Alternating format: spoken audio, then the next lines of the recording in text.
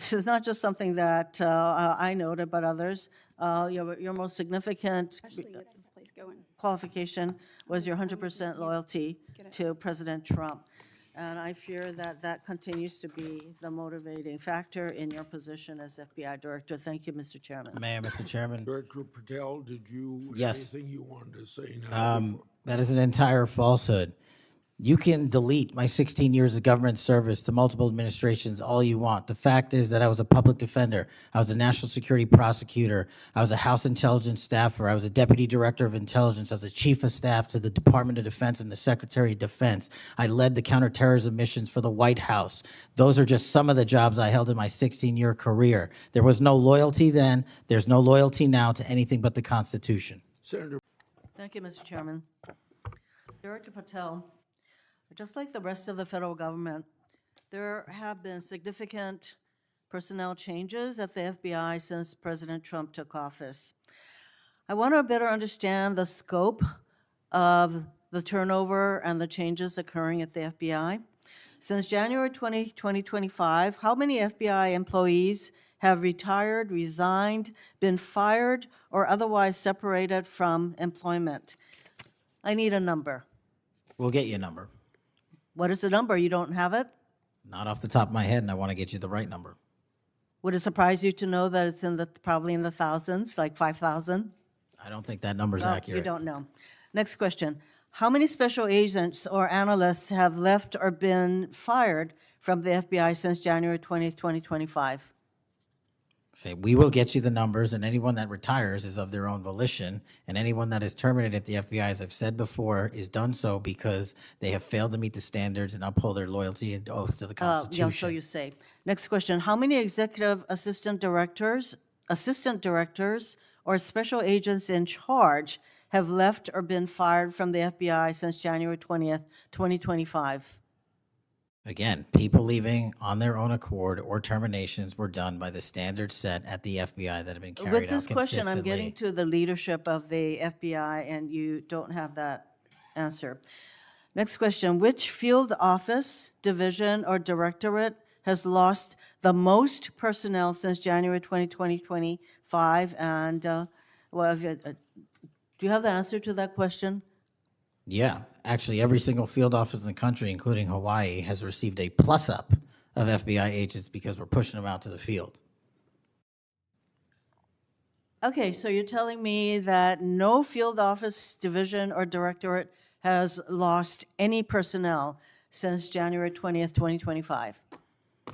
That's your answer? In Hawaii, there's been a plus-up. In every single state that I'm looking at, we have allocated a plus-up for field offices across the country so that the FBI can continuing the historic achievements it's done in these last 7 months. When you're talking about firings, you're looking for a media hit and a fundraising clip, and I'm not going to give it to you. It doesn't matter under what basis they left. I just want to know how many have left. And I think your testimony is nobody has left. Next question. Nope, Which that's field- not my testimony. You asked it one time, I answered it one time. You didn't get the answer you wanted for your clip, Next so you keep question. asking it, and I told you I'd get you the numbers, but you can keep asking it. Which field office, division, or directorate has gained the most personnel since January 2025? You noted that there have been plus-ups, so which offices have received these plus-ups? The greatest allocation that I believe was given to California and then Florida. Where were those offices? California and Florida. Thank you. Director Patel, you often refer to FBI agents as cops. All of us, Democrats and Republicans, support the police officers who keep our communities safe. But while our states, cities, counties, and towns all employ police officers to protect our communities, Congress has empowered and equipped the FBI to take on missions that local police cannot, especially taking on terrorists, hackers, and spies. I'd like to assess how well the FBI is able to handle its specialized missions under your leadership. The FBI is the nation's lead federal law enforcement agency for investigating and preventing acts of domestic and international terrorism, and yet the executive assistant directors in charge of the FBI's national security and intelligence branches were both forced out at the beginning of the year. Who replaced them in those positions? Excellent qualified personnel to lead the mission of arresting 23,000 violent criminals this year alone. That's twice as many the as people before. who took the places of I'm not the- going to give you any names so you can attack them. Why not? So you can attack them. I'm not doing that. The You're not people gonna sitting give in me the those seats names are of- extremely qualified to handle the job. You're We not would gonna not give have me the the names results. of We would- personnel who we would should not be have the on your reduction website. of Fine, violence in the moving state on. of Hawaii if we did not allocate the Earlier resources we this did. year, FBI counterterrorist special agents and investigators were reassigned to assist with immigration enforcement. Reportedly, these counterterrorism experts were returned to the jobs they trained for in late January after Iran threatened to retaliate for our As the final gavel falls, the air in the chamber is still thick, not with resolution, but with accusation, resistance, and a deep unease about what power truly means in Washington. The clash between Director Kash Patel and Senator Mazie Hirono was more than a heated exchange. It was a window, a raw, unfiltered glimpse into the moral fissures that now divide the American government itself. When Senator Hirono pressed for the simplest of answers, "How many have left?" she wasn't just asking for numbers. She was testing the boundaries of transparency in a government that too often hides its truth behind bureaucratic fog. And when Patel replied, deflecting, defending, turning the inquiry into an indictment of political motives, it wasn't just a dodge. It was the performance of a system protecting itself. The exchange wasn't about the FBI's headcount, it was about the soul of accountability. In that moment, two visions of America collided, one demanding oversight, the other claiming righteousness. Senator Hirono, sharp and unrelenting, represented a voice that fears loyalty to the Constitution is being replaced by loyalty to a man.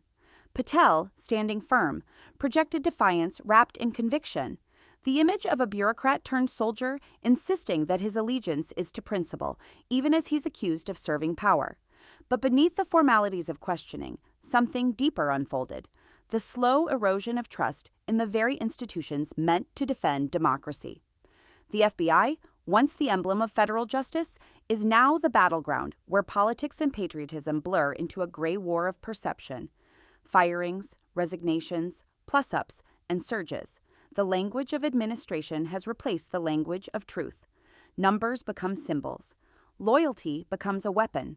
And every answer, every refusal, becomes another brick in the wall separating government from the governed. Senator Hirono's voice carried a tone of warning that under Patel's leadership, the Bureau is bleeding experience, expertise, and independence.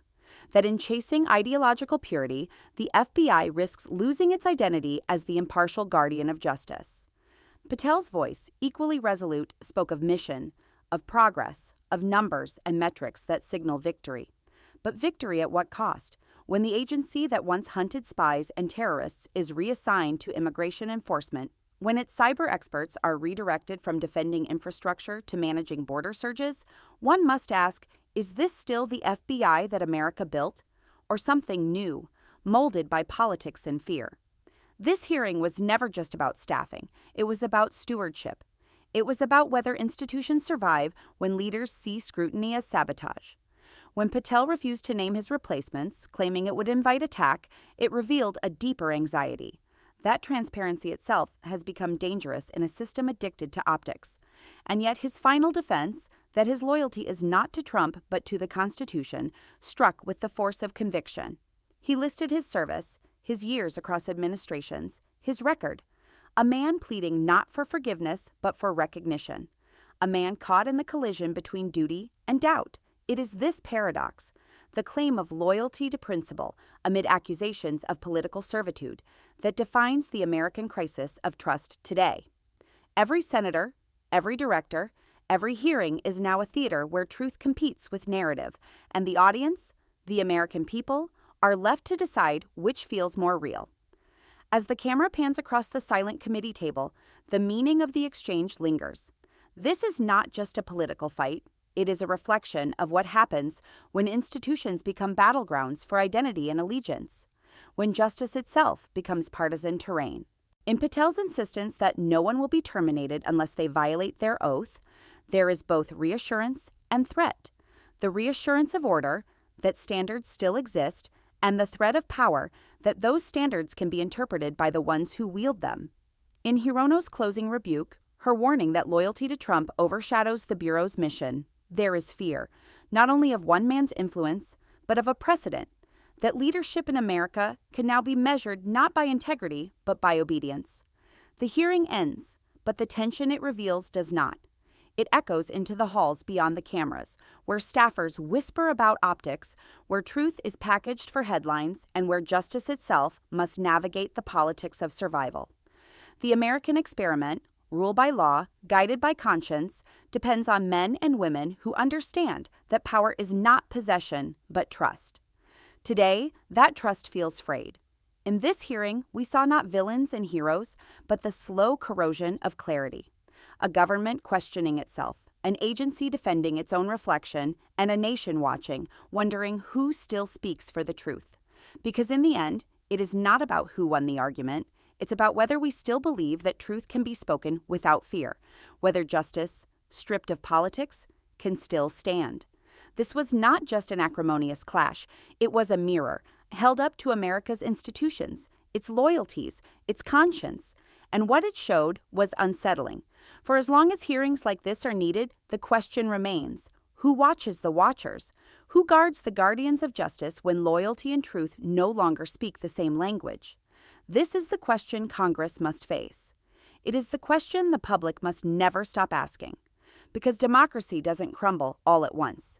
It erodes, one unanswered question at a time. And as the lights fade from the Senate chamber, the echoes remain, of a voice demanding answers and another insisting there's nothing to explain.